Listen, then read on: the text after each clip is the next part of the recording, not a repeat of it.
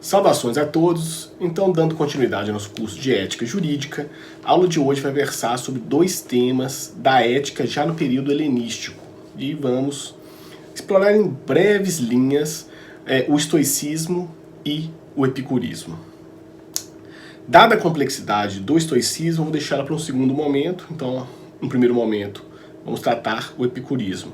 Só para retomar conceitos básicos, para que não fique assim, muito solto em relação a questões históricas, vejam que após a dominação macedônica, inicialmente com Filipe e depois com Alexandre, as cidades-estado gregas perdem autonomia e por isso há uma reviravolta dentro da filosofia, de certo sentido, para que a realização do ethos, ele deixa de se integrar puramente à experiência política dentro da polis, já que a liberdade está condicionada a um poder estranho, estrangeiro.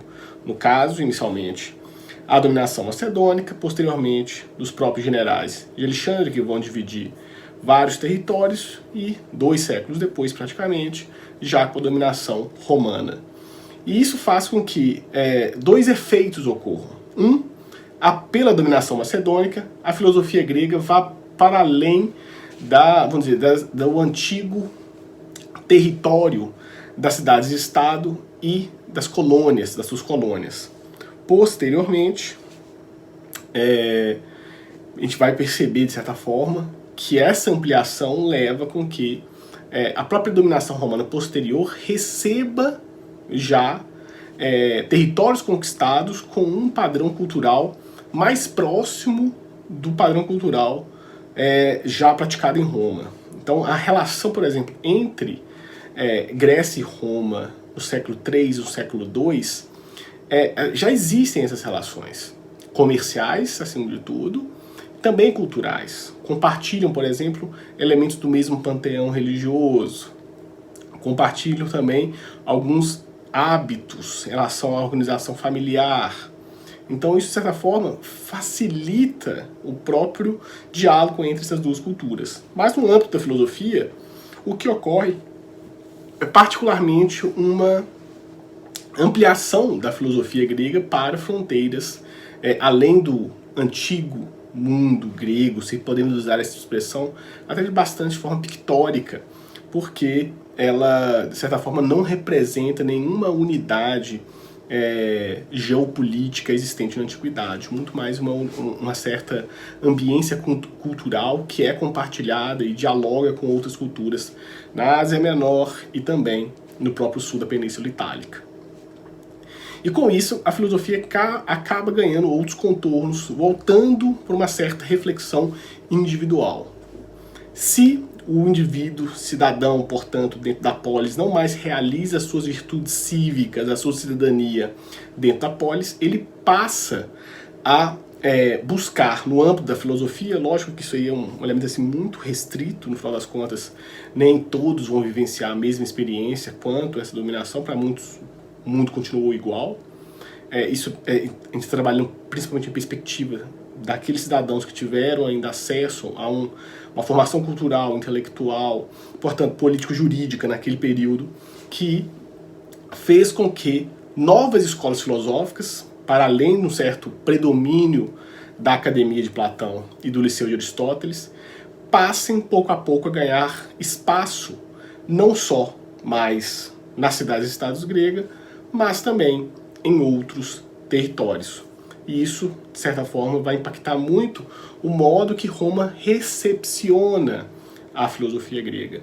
Sempre com uma certa resistência pelo lado pragmático que os romanos possuíam, mas, por outro lado, com um certo interesse, em especial com o estoicismo.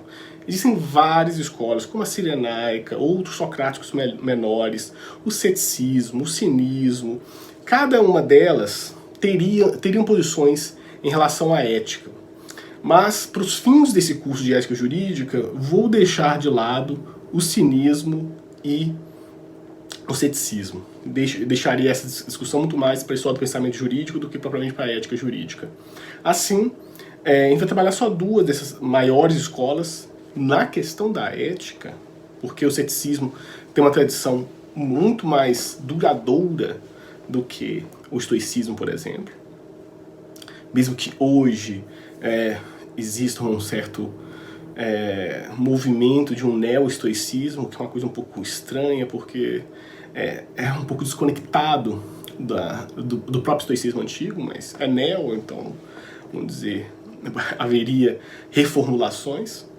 Mas o epicurismo e o estoicismo figuram no plano da ética como as duas principais escolas dentro da filosofia do período helenístico. Isso até pela complexidade dos, vamos dizer, sistemas, bem entre aspas, porque essas escolas acabam não sendo tão sistemáticas quanto a filosofia platônica e aristotélica, mas há uma preocupação muito centrada no elemento da ética, que é uma herança muito forte da tradição aristotélica, mas relida com, ou vamos dizer, outros olhos e outras formações.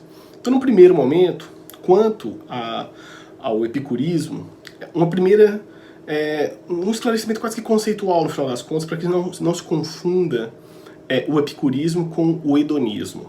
Por mais que hedonismo, na sua etimologia, traga a ideia de prazer como estava, assim, bem no sentido comum, e lógico que não é o prazer carnal, são os prazeres em relação ao mundo sensível. Então, há uma certa confusão que o hedonismo seria uma filosofia puramente hedonista. Mas na filosofia moderna e contemporânea, o hedonismo se tornou, quase que pejorativamente, uma forma ou modo de vida que o prazer é o fim último de todas as ações.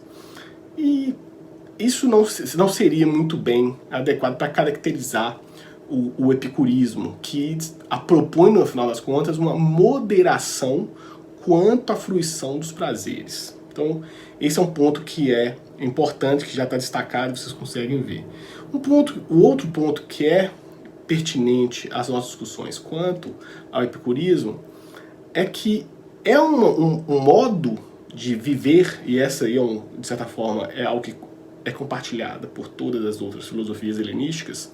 Elas apresentam filosofias práticas e modos de comportamento, ação e, acima de tudo, vivência do mundo ético esfacelado em relação à unidade política anterior, mas agora do cidadão que se vê perante uma ordem muito superior a ele e tenta, vamos dizer, compartilhar a relação entre liberdade, ou pelo menos uma certa fruição individual de valores, e elas todas aqui são categorias que eu estou lendo passado, não são categorias explicitamente utilizadas pelos filósofos desse período.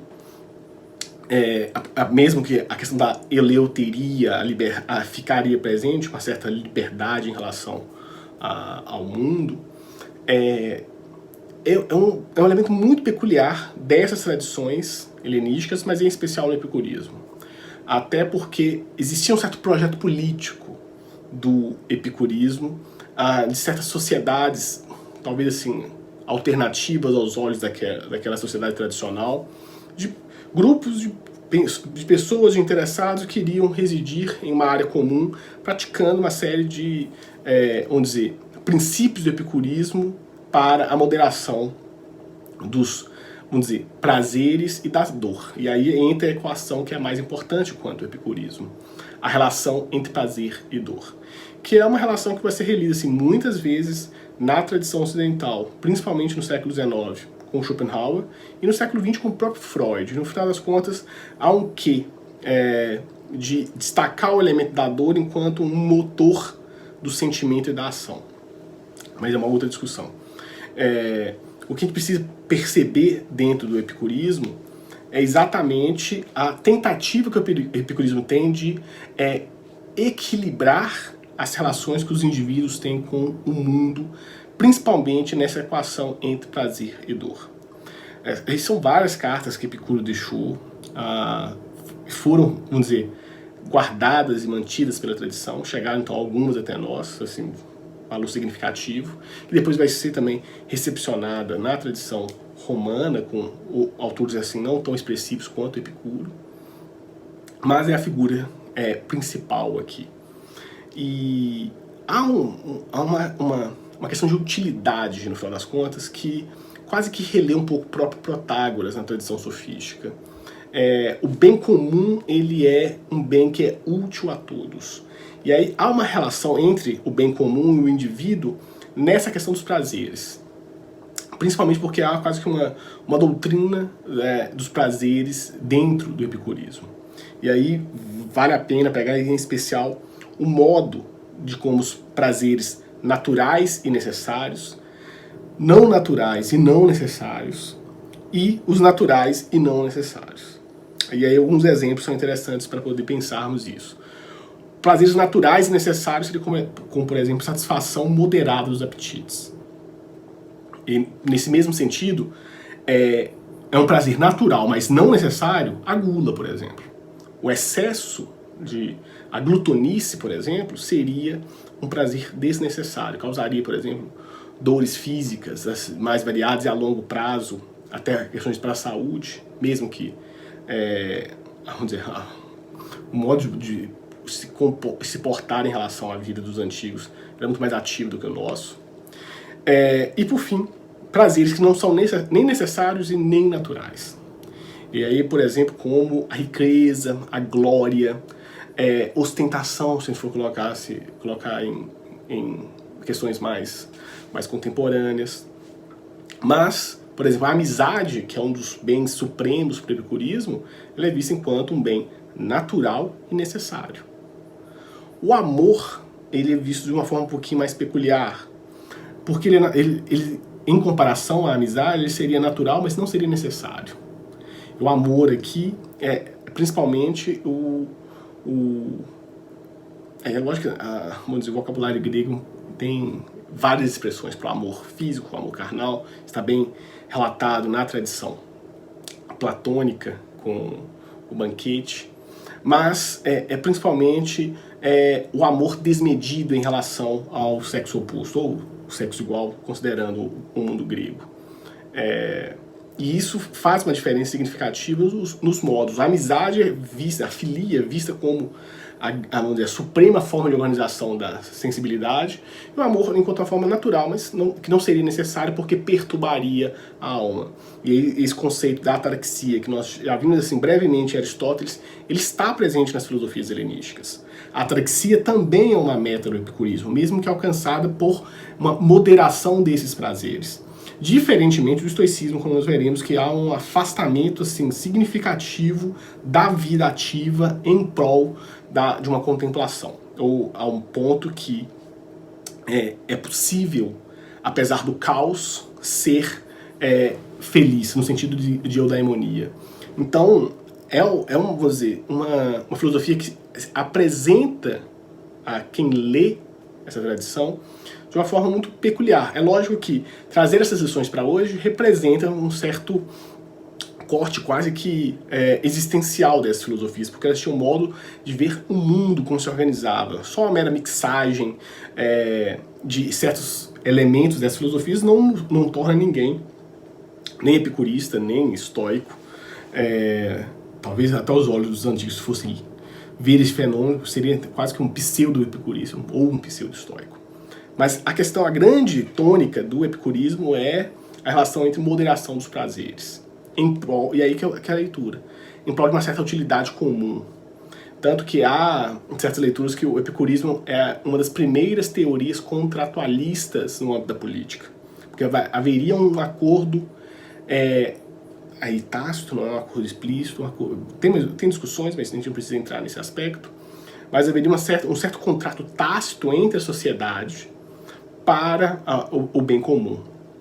E isso é, de certa forma, praticado nessas pequenas e poucas sociedades alternativas que foram criadas em moldes epicuristas, principalmente no século III, século II, antes da Era Comum, mas rapidamente, vamos dizer, não se mantiveram perante o domínio de outras ordens. Vamos dizer, uma tentativa de libertação, apesar da opressão externa, mas sem longa duração. Mas, de certo modo, isso que é o importante do epicurismo, é a lição que traz de um exercício da moderação que os gregos colocavam em certo sentido. Vejam que isso também é muito romanceado, os romanos liam muito, ou pelo menos viam o grego e a grande parte dos escravos gregos romanos como muitas vezes preguiçosos, fora da, vamos dizer, da dureza da tradição romana, daquela seriedade quase que doutrinal que o cidadão romano tinha em relação a Roma. É lógico que isso é diferente em diversas regiões da Península Itálica, mas há uma tensão muito grande em relação ao modo que os romanos viam os gregos, e mesmo nessas lições filosóficas que seriam assim, mais moderadas, vamos colocar assim, pensando nesse elemento comum da sabedoria grega, do nada em excesso. O epicurismo retoma isso, assim como outras escolas filosóficas anteriores, e apresenta isso em uma dimensão social. E esse talvez seja um ponto interessante para se pensar. É claro que aí, no caso da ética jurídica, isso se torna muito mais delicado, porque, por mais que isso sirva de doutrina filosófica para a ação individual, no plano coletivo, ela tem que ser, vamos dizer, bem medida. O modo como certa profissão jurídica se comportaria em relação a essa busca de prazer e dor, e no âmbito coletivo como isso ocorreria. Mais ou menos pensando assim na própria questão de... Pensem... Não, que nem todas as ações, vamos dizer, do mundo jurídico se voltam para a justiça hoje.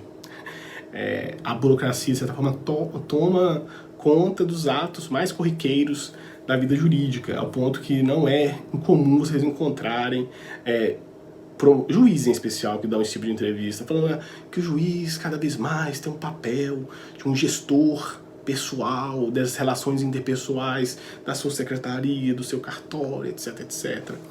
É claro que é possível ler esse tipo de comportamento por uma ótica epicurista, principalmente se pensarmos na questão de exigir metas dos funcionários, a relação de prazer e dor. Então imagine que pode existir até casos de assédio moral, quanto, vamos dizer, é desvirtuada a visão de um bem comum, de utilidade, mesmo que, na particularidade, ou seja, de um dos servidores, tivesse que ser submetido a trabalhar durante o final de semana, submetido, né? Obviamente que isso tem algumas restrições, né? Mas ocorre modos de assédio moral, não só, vamos dizer, na iniciativa privada, mas também na iniciativa pública. Mas para poder bater uma meta em relação ao CNJ, isso ocorre. A questão é que ele pode pensar que o epicurismo é uma ferramenta de se posicionar sobre o modo que vê o outro nessa relação entre prazer e dor. Porque aquela obtenção de um prazer, por exemplo, não natural e não necessário, como o reconhecimento, a honra do magistrado, por exemplo, ao bater as suas metas, pode ser, no caso, impingindo dor, no caso de um trabalho excessivo ou de uma dura revisão dos trabalhos que são feitos no âmbito da secretaria, de forma muito intensa. Então, o epicurismo daria uma certa lição no seguinte sentido, de um equilíbrio entre a relação entre utilidade no âmbito comum, mas também na particularidade de cada um que compõe aquela sociedade, ou aquele grupo, vamos colocar assim. E principalmente pensando que a relação de prazer e dor, não só em relação a si, mas em relação ao outro, já que o elemento da alteridade, ele, mesmo que não explícito na filosofia antiga, é um elemento que é presente o tempo todo. Alteridade não, mas é a intersubjetividade, uma categoria que a gente poderia ler, mesmo que ela seja moldada posteriormente. Há o elemento o modo como se vê o eu e o outro na filosofia antiga. Mas o epicurismo traz, de certa forma, esses modos de equação entre prazer e dor como uma tônica comum para a ação ética, sempre ligada à utilidade ou o bem comum também do grupo. Então não é uma ação individualista, egoística. Não, isso seria a leitura desvirtuada que eu falei no início do hedonismo. Então, o hedonismo, na versão vulgar, ele quase que se apresenta como a antítese do próprio epicurismo. Ok? Então, assim, são brevíssimas noções do epicurismo para vocês verem como está na mesma ambiência desses modelos eudaimônicos, dessa busca pela felicidade, autorrealização, e que, de certa forma, ditou durante muito tempo a visão do homem antigo. E que vai atuar, de certo modo, ainda em início da Idade Média e depois com a redescoberta de próprios textos clássicos no fim da Idade Média, como modo de orientação. E assim a gente pode passar para o estoicismo, que ainda é um caso extremamente mais complexo do que o epicurismo. É uma filosofia com uma tradição mais longa, com uma organização mais extensa, de certa forma, porque lá dentro, de modo muito peculiar na tradição romana, tendo escolas estoicas até o século VI da nossa era. Então vejam, uma duração assim, de quase 800 anos de desenvolvimento de filósofos, obviamente assim, não puramente estoicos, como foi, por exemplo, o Cícero, que era muito mais um eclético, mas que bebe na fonte do estoicismo, da rigidez moral que o estoicismo coloca. Isso, de certa forma, se dialoga de forma muito intensa com o direito romano clássico. Vários juristas, jurisconsultos do direito romano clássico tomaram contato com a filosofia estoica. O Mário Giordano Curtis, que é um humanista brasileiro, até coloca que ele está pegando as lições do Beyond Beyond aqui, que o direito romano se forma, ou se forja, sabe, o verbo que ele usa é forjar, se forja com a armadura lógica do aristotelismo e a força moral do estoicismo. E essa afirmação, por mais assim, peremptória que pareça, ela faz muito sentido na questão do direito romano clássico. Mesmo que pouco a pouco dentro do Principado acaba tendo alterações do próprio sistema de fontes do direito romano que altere isso de forma significativa.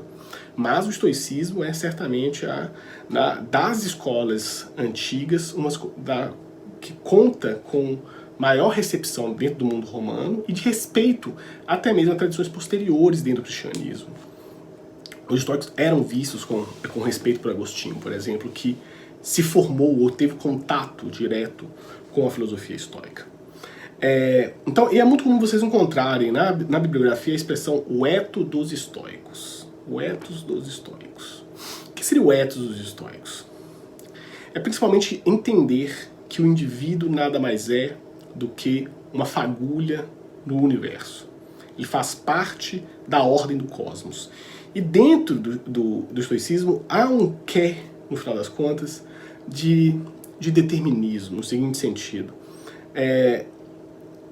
A liberdade, e lógico que a gente nem está trabalhando esses elementos aqui, porque a questão da liberdade na filosofia antiga é muito, muito peculiar. Porque ele é sempre compartilhado com a ideia de destino. Então, o ser humano ele agiria, mas as suas ações estariam pré-determinadas pelos deuses. Então, obviamente, assim, se está pré-determinado, há, vamos dizer, uma relação de necessidade.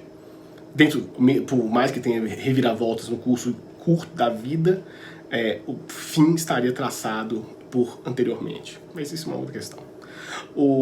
Mas dentro do estoicismo há uma visão que cada um compartilha da ordem cósmica, do Logos. E é uma releitura da tradição pré-socrática, assim, muito forte, em especial o próprio pensamento de Heráclito.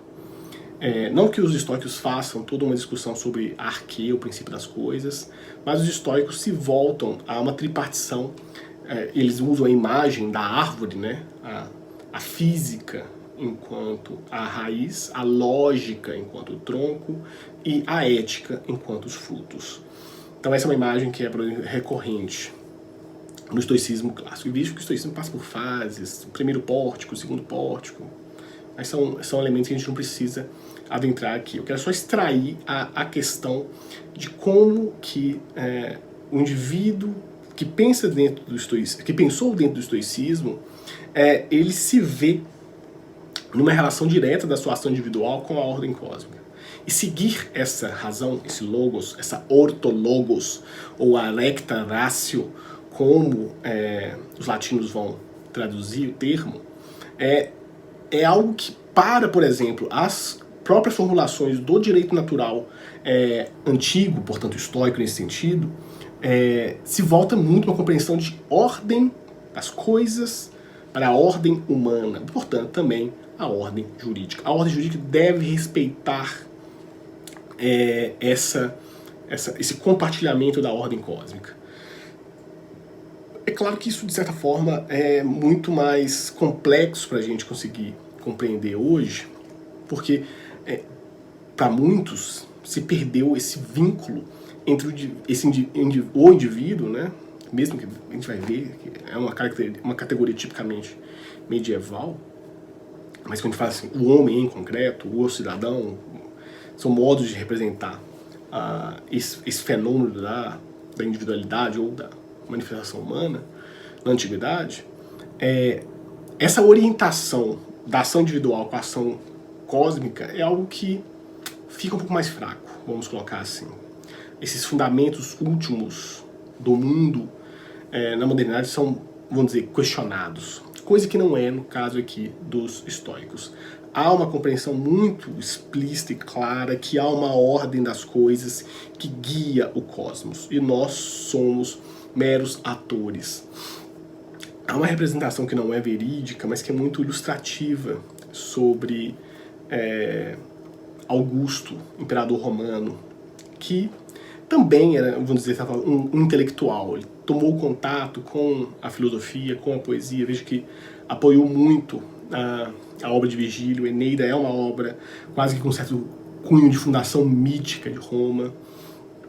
E aí tem um filme, ou melhor, na verdade uma série, em Roma, salvo engano em Roma, se não estiver equivocado, ponho aí no comentário, talvez a memória esteja falhando. Mas em uma das representações sobre Augustus, no fim da vida, quando ele vai morrer, antes de, vamos dizer, ele chama todo mundo e ele pergunta para a esposa dele: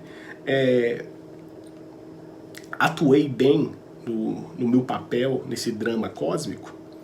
Como se fosse quase uma pergunta retórica, e ele se retira, que ele já vê o enfraquecimento das suas forças e se esvai, vamos dizer, se torna parte do logos que ele sempre seguiu. É bem ilustrativo isso, porque o estoico, de certa forma, se vê enquanto um ator desse drama cósmico. Ele age de acordo com a recta ratio. Não contra, obviamente, que seria, vamos dizer, a negação da própria filosofia estoica, mas em coordenação com esse logos. Vejam, claro que aos nossos olhos modernos parece que esse logos é uma coisa extremamente abstrata, mas se a gente pensar assim, nos princípios mais basilares do direito romano clássico, do não causar dano a outro, que vejam, é um princípio bastante epicurista no final das contas. A questão da dor está presente. Viver honestamente, outro elemento do direito romano antigo que é bastante estoico. A recta ratio é assim, uma constante e recorrente análise sobre o modo de agir virtuoso do cidadão, do pai, do filho, da esposa, do trabalhador, etc.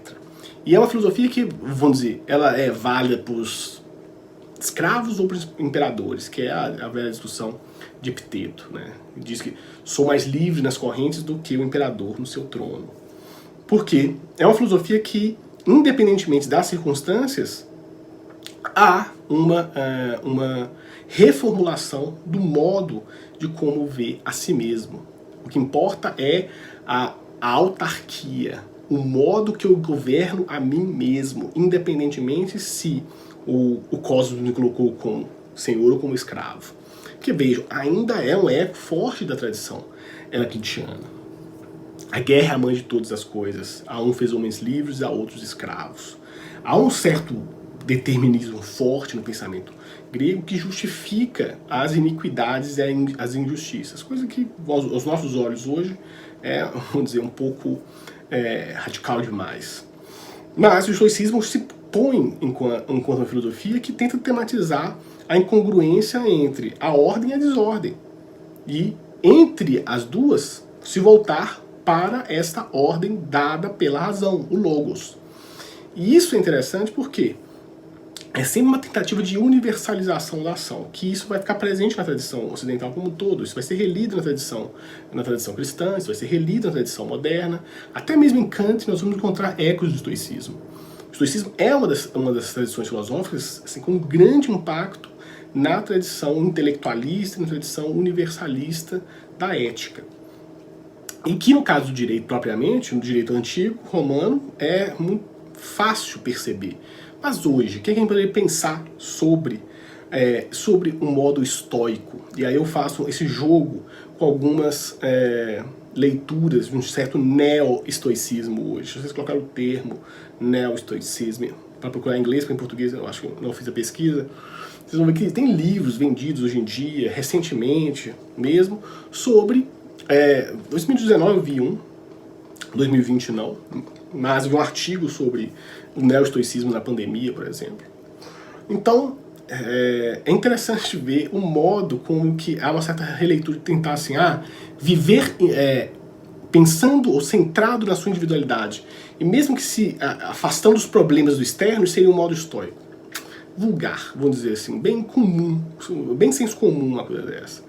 Porque, no final das contas, aquela tripartição que eu falei com vocês, entre física, lógica e ética, por estoicismo, ela vai coordenar o modo, ou a visão de mundo, vamos colocar assim, nos nossos termos, a visão do mundo do estoico. Então não é simplesmente pensar que eu vou viver apesar das circunstâncias. Então essa é uma posição pragmática que se assemelharia ao estoicismo, mas pelo contrário, o estoico ele tem consciência da sua relação com o mundo, um modo de articular a vida que a gente, assim, raríssimas vezes nós encontramos hoje, principalmente daqueles que vão falar que vou viver independentemente das circunstâncias.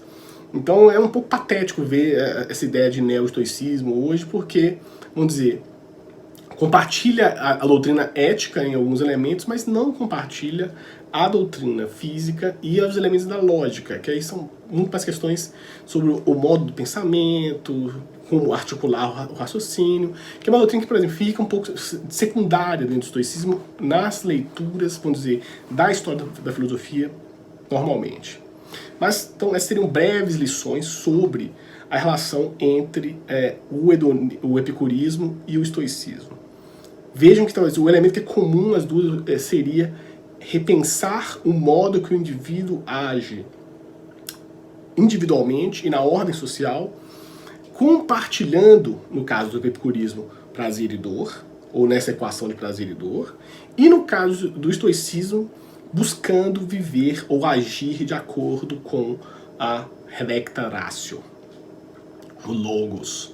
Então são posições assim, que mostram modos de ação que, e lógico, o próprio estoicismo ele deixa de ser tão individualista no início para tornar ter um elemento mais coletivista. Vejam, e aí talvez o exemplo mais significativo de todos seja a própria figura do imperador Marco Aurélio, porque ele não queria ser, ele de certa forma é um pouco resistente na sua narrativa de vida, mas ele tem que tomar a figura de imperador por conta de Antonino, que o indica enquanto imperador, e ele fala, se é o meu papel exercer a figura do imperador, farei da melhor forma. Tanto que Meditações é sempre exatamente um modo de como que a vida vai te levar a tomar certas decisões que não se apresentavam previamente, e o modo de se portar a elas é com prudência, acima de tudo. E isso é interessante porque é um modo que, de certa forma, pela celeridade do tempo moderno, nós perdemos. Nós agimos muitas vezes por um certo frisson da realidade. Sendo que o estoico sempre ele para, vamos dizer, refletir do modo que ele vai agir. Por isso que eu vejo que assim, o estoicismo, o neo-estoicismo é um pouco uma contradição em termos, porque a demanda da realidade, né, o absolutismo da realidade, hoje ele é muito mais opressor, vamos colocar assim, do que o da antiguidade. Mas são outras elucubrações por minha parte aqui. A grande tônica é o modo como a autarquia é vista pelas essas duas filosofias em busca da eudaimonia para alcançar a ataraxia, ou seja, afastamento da dor no epicurismo, agir de acordo com o seu autogoverno, a autarquia dentro do epicurismo, do estoicismo. Então, são modos que compartilham, mas não são... seria difícil falar que existe um estoico epicurista ou um epicurista estoico. Eles têm as mesmas metas, mas com fins distintos. Ok? Então, essas seriam as breves linhas sobre o que é o estoicismo e o epicurismo, e como uma transição já para trabalharmos modelos éticos mais contemporâneos, que a gente vai poder ver exatamente esse contraste, que cada vez mais o modo de ação do indivíduo quanto à sociedade é destacado nos modelos modernos, sendo que isso é um elemento que é desenvolvido secundariamente na tradição hedonista antiga. Perfeito? Até breve, então.